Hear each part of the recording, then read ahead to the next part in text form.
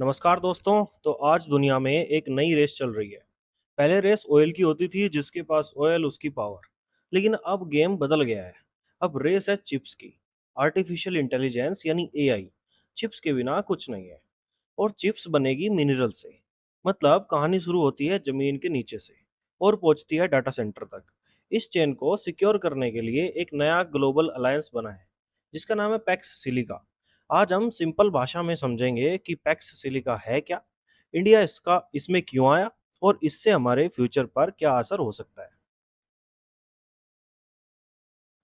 अब पहले नाम समझो। पैक्स सिलिका का मतलब है सिलिकॉन बेस्ड टेक्नोलॉजी के लिए एक सिक्योर ग्लोबल सिस्टम।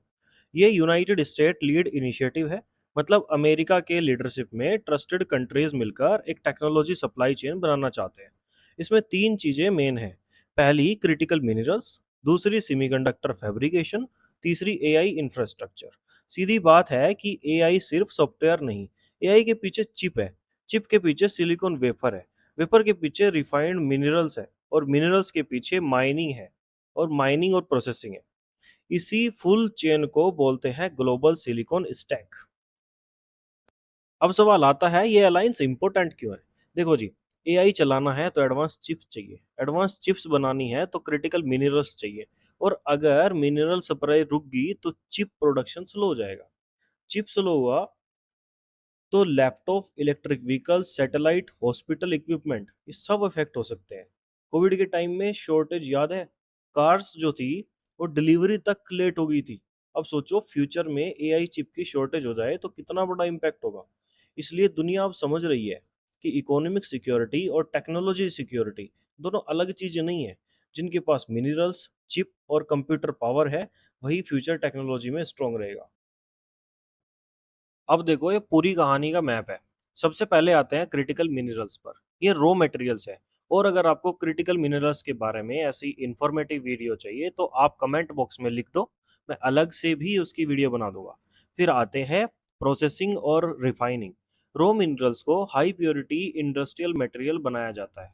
उसके बाद आता है वेफर और फैब्रिकेशन प्लांट। फैब्रिकेशन प्लांट, जिसे शॉर्ट में एफ ए बी भी बोलते हैं, वो एडवांस फैक्ट्री होती है जहाँ सिलिकॉन वेफर पर माइक्रोस्कोपिक सर्किट्स बनते हैं। फिर होती है चिप पैकेजिंग। चिप को प्रोटेक्ट किया जाता है, उसे यूजेबल फॉर्म दिया जाता है। और लास्ट में आते हैं एआई डाटा सेंटर्स। यहीं थाउजेंड ऑफ चिप मिलकर एआई मॉडल्स को ट्रेन और रन करते हैं। तो पैक्स सिलिका सिर्फ माइनिंग या चिप की बात नहीं करता, ये माइन से डाटा सेंटर तक पूरी टेक्नोलॉजी चेन की बात करता है। अब आते हैं इंडिया पर। तो इंडिया ने फरवरी 2026 में पैक्स सिलिका ज्वाइन किया। ये ज्वाइनिंग इंडिया एआई समिट 2026 के दौरान हुई। इसका मतलब ये नहीं है कि कल सुबह ही हर सिटी में चिप फैक्ट्री लग जाएगी। ऐसा नहीं होता। पहले कंट्रीज एग्रीमेंट बनाती है, फिर इन्वेस्टमेंट आता है, फिर टेक्नोलॉजी पार्टनरशिप बनती है, फिर स्किल्ड वर्कफोर्स, इंफ्रास्ट्रक्चर और एक्चुअल प्रोजेक्ट डेवलप होते हैं। इंडिया के पास एक बड़ा एडवांटेज है। हमारे पास इंजीनियर्स है, मार्केट है, टैलेंट है, और सेमीकंडक्टर इकोसिस्टम बिल्ड करने का नेशनल पुश भी है। लेकिन चैलेंज भी बड़ा है। चिप मैन्युफैक्चरिंग कोई सिंपल असेंबली का काम नहीं है। इसे high purity materials, clean rooms, billions of dollar और लॉन्ग टर्म प्लानिंग चाहिए। पैक्स सिलिका इंडिया को इस चांस देता है। अब देखना यह है कि इंडिया इस चांस को ग्राउंड रियलिटी में कैसे बदलता है। पैक्स सिलिका के कोर कोर गोल्स को सिंपल भाषा में समझो। पहला गोल है रिसाइलेंट सप्लाई चेन्स। मतलब अगर एक सप्लाई रूट डिस्टर्ब हो जाए तो दूसरा ऑप्शन हमारे पास अवेलेबल होना चाहिए। दूसरा गोल है ट्रस्टेड टेक्नोलॉजी पार्टनर्स। मतलब ऐसी कंट्रीज और कंपनीज के साथ हमारा काम करना चाहिए जिनके स्टैंडर्ड, पॉलिसी और सिक्योरिटी सिस्टम रिलायबल हो। तीसरा गोल है लेस इकोनॉमिक कोएशन। इसका मतलब है कोई कंट्री मिनरल्स या चिप की सप्लाई रोककर पॉलिटिकल प्रेशर न बना सके। चौथा गोल है democratic governance of emerging technology. मतलब एआई और एडवांस चिप्स पावरफुल तो हों, लेकिन उनका कंट्रोल ट्रांसपेरेंट और रिवर्सिबल सिस्टम में हो। सीधी बात, पैक्स सिलिका फ्यूचर टेक्नोलॉजी को सिक्योर भी करना चाहता है और कंट्रोल भी ट्रस्टेड हैंड में रखना चाहता है। अब सबसे इंटरेस्टिंग पार्ट, इंडिया को फायदा क्या हो सकता है। पहला फायदा सेमीकंडक्टर इकोसिस्टम ग्रोथ का है। इंडिया डिजाइन में स्ट्रांग है, लेकिन फैब्रिकेशन, पैकेजिंग और मटेरियल्स में और ग्रो करना है। दूसरा फायदा है क्रिटिकल मिनरल पार्टनरशिप का। इंडिया कोई मिनरल के लिए इंपोर्ट पर बहुत डिपेंडेंट है। ट्रस्टेड पार्टनरशिप से सप्लाई रिस्क कम हो सकता है।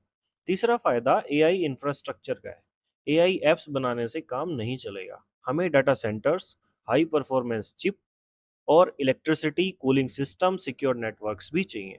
चौथा फायदा है जॉब्स का। सिर्फ सॉफ्टवेयर इंजीनियर नहीं, हमें chemist, material scientist, electrical engineer और टेक्नीशियन और सम क्वालिटी एक्सपर्ट भी चाहिए होंगे। पांचवा फायदा ग्लोबल वैल्यू चेन में इंडिया की पोजीशन का है। इंडिया सिर्फ बायर ना रहे, इंडिया डिजाइनर, मैन्युफैक्चरर, टेस्टर और एक्सपोर्टर भी बने। ये रियल अपॉर्चुनिटी है। लेकिन भाई साहब, इस स्टोरी में ट्विस्ट भी है। हर अलाइज के साथ कुछ ओपन क्वेश्चंस होते हैं। पहला सवाल, मान लो कि डिपेंडेंस खत्म होगी या बस एक ग्रुप से दूसरे ग्रुप को शिफ्ट हो जाएगी। दूसरा सवाल, ट्रस्टेड सप्लाई चेन सेफ होती है लेकिन कॉस्टली भी हो सकती है। तीसरा सवाल, जियोपॉलिटिक्स, अगर दुनिया टेक्नोलॉजी कैंप्स में डिवाइड हो गई तो ट्रेड और रिसर्च कॉरपोरेशन अफेक्ट हो सकता है।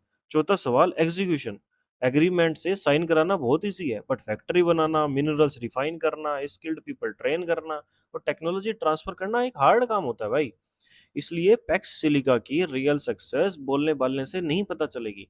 रियल सक्सेस तब पता चलेगी जब एक्चुअल प्रोजेक्ट्स, इन्वेस्टमेंट, ट्रेनिंग और मैन्युफैक्चरिंग इंडिया में ग्राउंड पर दिखने लगेंगे।